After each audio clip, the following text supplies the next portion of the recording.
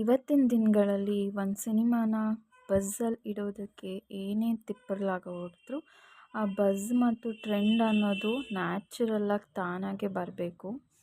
ಈ ಮೂವಿಯಲ್ಲಿ ಪ್ಲಾಟ್ ಏನಂತ ಅಂದರೆ ಪುಷ್ಪ ದ ರೈಸ್ 2021ರಲ್ಲಿ ದೊಡ್ಡ ಹೆಸರನ್ನು ಸಂಪಾದಿಸಿ ಬಾಕ್ಸ್ ಆಫೀಸ್ನ ಕೊಳ್ಳೆ ಹೊಡೆದಿತ್ತು. ಈಗ 2024ರಲ್ಲಿ 3 ವರ್ಷಗಳ ನಂತರ ಅಲ್ಲು ಅರ್ಜುನ್ ಅವರು ನಟಿಸಿರುವಂಥ ಪುಷ್ಪ 2 ತೆರೆ ಕಂಡಿದೆ ನಿನ್ನೆ ತಾನೇ. ಸಿನಿಮಾ ಪುಷ್ಪ 1ಗಿಂತ ಚೆನ್ನಾಗಿದೆಯಾ ಅಂತ ಈ ರಿವ್ಯೂ ಅಲ್ಲಿ ಹೇಳ್ತೀನಿ. ಲೈಕ್ ಮಾಡಿ, ಶೇರ್ ಮಾಡಿ, ಸಬ್ಸ್ಕ್ರೈಬ್ ಮಾಡಿ, ಸಪೋರ್ಟ್ ಮಾಡಿ ಚಾನಲ್ಗೆ. ಪುಷ್ಪ 1ನಲ್ಲಿ ರಕ್ತಚಂದನವನ್ನು ಕದಿತಾ ಇರ್ತಾನೆ ಒಬ್ಬ ಸಾಮಾನ್ಯ ಕೂಲಿ. ಈಗ ಪುಷ್ಪ 2ನಲ್ಲಿ ಸಿಂಡಿಕೇಟ್ನ ಮುಖ್ಯಸ್ಥನಾಗಿರ್ತಾನೆ. ಸಿಂಡಿಕೇಟ್ನ ಪುಷ್ಪಗೆ ಹೇಗೆ ಮ್ಯಾನೇಜ್ ಮಾಡ್ತಾನೆ, SP ಭಾರ್ಗವ್ ಸಿಂಗ್ ಶೇಖಾವತ್ ಅವರ ಜೊತೆ ಇಲ್ಲೂ ಅದೇ ಥರ ಮುಂದುವರಿಯುತ್ತೆ ಅವ್ರ ಜೊತೆನೂ ಬಾಂಧವ್ಯ.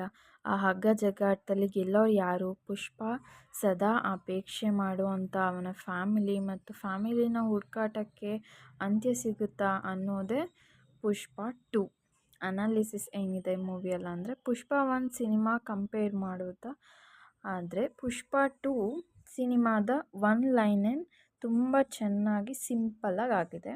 ಈ ಸಿನಿಮಾದಲ್ಲಿ ಸುಕುಮಾರ್ ಅವರು ಇಂಡಿವಿಜುವಲ್ ಆಗಿ ಸ್ಕ್ರೀನ್ಗಳನ್ನು ಕ್ರಾಫ್ಟ್ ಮಾಡಿದ್ದಾರೆ. As a hole and narrative ಅಲ್ಲಿ ಅವರ ಮ್ಯಾಜಿಕ್ ಇಷ್ಟ ಆಗಲಿಲ್ಲ. Action, drama, romance, comedy, elevation ಎಲ್ಲ ಇದ್ದರೂ 3 ಅವರ್ 20 ನಿಮಿಷ ರನ್ ಟೈಮಿಂದ ಸಿನಿಮಾದ ಸ್ಕ್ರೀನ್ ಪ್ಲೇ ಸ್ಟ್ರೆಚ್ಡ್ ಅಂತ ಫೀಲಿಂಗ್ ಖಂಡಿತ ಬರುತ್ತೆ.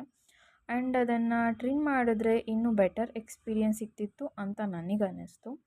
ಟೆಕ್ನಿಕಲ್ ಸೈಡಲ್ಲಿ ದೇವಿಶ್ರೀ ಪ್ರಸಾದ್ ಅವರ ಬ್ಯಾಕ್ಗ್ರೌಂಡ್ ಸ್ಕ್ರೀನ್ಸ್ ಮತ್ತು ಇನ್ನು ಕೆಲವಾರು ಸೂಪರ್ ಆಗಿದೆ.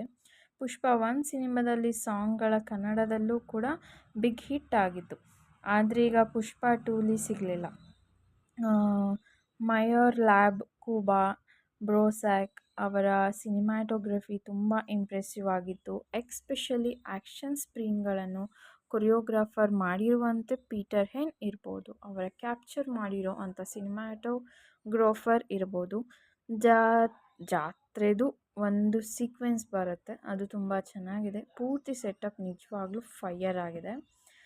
ಎಡಿಟರ್ ನವೀನ್ ಯೂಲೆ ಅವರು ಎಡಿಟಿಂಗ್ ಡೀಸೆಂಟ್ ಆಗಿದೆ. ಸಿನಿಮಾ ಇನ್ನೂ ಚೆನ್ನಾಗಿ ಇಟ್ಟಿದ್ರೆ ಯಾವ ಕನೆಕ್ಷನ್ಗಳು ಮಿಸ್ ಆಗಿರ್ತಿರ್ಲಿಲ್ಲ ಅಂತ ಅನ್ನಿಸ್ತು. Body language, dialogue delivery, mannerism Allu Arjun ಅವರಿಗೆ ಚೆನ್ನಾಗಿ ಕಾಣಿಸ್ತಿತ್ತು. ನೆಕ್ಸ್ಟು ಫಹದ್ ಫಾಸಿಲ್ ಅವರು ಪಾಪ ಅವರ ಕ್ಯಾರೆಕ್ಟರ್ನ ಇಂಟೆನ್ಸಿಂಗ್ ಎನರ್ಜಿನ ತುಂಬ ಎಫರ್ಟ್ ಆಗಿ ನಿಭಾಯಿಸಿದ್ರು. ಅವರ ಮತ್ತು ಅಲ್ಲು ಅರ್ಜುನ್ ಅವರ ಫೇಸ್ ಆಫ್ ಸೀನ್ಸ್ ಅಂತೂ ಹೈ ಮೊಮೆಂಟ್ಸ್ ಇದೆ. ಆ್ಯಂಡ್ ಈಗೋ ಕ್ಲಾಶ್ ಚೆನ್ನಾಗಿತ್ತು. ಬಟ್ ಅವರ ಕ್ಯಾರೆಕ್ಟರ್ಗೆ ತಕ್ಕಂತೆ ರೌಂಡ್ ಆಫ್ ತೆರೆನೇ ಆರ್ಡಿನರಿ ಅಂತ ಅನ್ನಿಸ್ತು. ಅದಕ್ಕೆ ಬೇಕಿದ್ದ ಜಸ್ಟಿಸ್ ಸಿಕ್ಕಿಲ್ಲ ಅನ್ನಿಸ್ತು. ಇನ್ನು ನೆಗೆಟಿವ್ ಬಗ್ಗೆ ಹೇಳೋದಾದರೆ ಎಲ್ಲ ಇದರ ಕಂಪ್ಲೀಟ್ನೆಸ್ ಅನ್ನೋದು ಈ ಮೂವಿಲಿರಲಿಲ್ಲ. ಓಪನಿಂಗ್ ಸೀನಲ್ಲಿ ಒಂದು ರೌಂಡ್ ಆಫ್ ಇರಲಿಲ್ಲ. ಅದು ಯಾಕೆ ಬಂತು, ಯಾಕೆ ಹೋಯಿತು ಅನ್ನೋದೇ ತೋರಿಸಿಲ್ಲ ಕೊನೆವರೆಗೂ. ಫಹದ್ ಫಾಸಿಲ್ ಅವ್ರ ಕ್ಯಾರೆಕ್ಟ್ರು ಸಿಂಡಿಕೇಟ್ನ ಪೊಲಿಟಿಕಲ್ ಎಂಪೈರ್ನ ಹಿಡಿತಾ husband and wife track, cinema end ಆಗುವಂಥ ರೀತಿ ಎಲ್ಲ ಫೇಲ್ ಆಗಿತ್ತು. ಆ್ಯಂಡ್ ಸೆಕೆಂಡ್ ಹಾಫ್ನಲ್ಲಿ ಸಿನಿಮಾಗೆ ಬೇಕಿದ್ದ ಮೊಮೆಂಟ್ಸ್ ತುಂಬ ಕಮ್ಮಿ ಇತ್ತು. ಆ್ಯಂಡ್ ಅದು ಅಲ್ಲಿ ಇಲ್ಲ. ಸಿನಿಮಾಯಿಂದ ಡಿಸ್ಕನೆಕ್ಟ್ ಆಗಿ ಹೋಗ್ಬಿಡ್ತೀವೇನೋ ಅಂತ ಅನ್ನೋ ಥರ ಮೂಮೆಂಟ್ಸ್ ಕ್ರಿಯೇಟ್ ಆಗ್ತಿತ್ತು ಸಿನಿಮಾಲಿ. ಸುಮಾರು ಸೀನ್ಸ್ಗಳಲ್ಲಿ ಇದು ಹೇಗೆ ಬಂತು, ಹೇಗೆ ಸಾಧ್ಯ ಆಯಿತು ಅಂತ ಎಲ್ಲ ಅನಿಸಿದೆ. ಇನ್ನು ಸಿನಿಮಾ ಮುಗಿಯೋ ಟೈಮಲ್ಲಿ ಒಂದು ಕ್ಲಿಫ್ ಹ್ಯಾಂಗರ್ ಆ್ಯಂಡ್ ಎಂಡ್ ಆಗುತ್ತೆ, ಲೀಡಿಂಗ್ ಟು ಪುಷ್ಪ 3. ಅದು ನಿಜವಾಗ್ಲೂ ಮಜಾ ಕೊಡಲಿಲ್ಲ. ಓವರ್ ಆಲ್ ಹೇಳೋದಾದರೆ ಸಿನಿಮಾ ರೇಟಿಂಗಲ್ಲಿ ಅಷ್ಟಾಗಿ ಎಂಗೇಜ್ ಮಾಡಲಿಲ್ಲ. ಸೀನ್ಗಳು, ಲಾಜಿಕ್ ಇಶ್ಯೂಗಳು ಅಷ್ಟು ಮ್ಯಾಟರ್ ಆಗಲ್ಲ.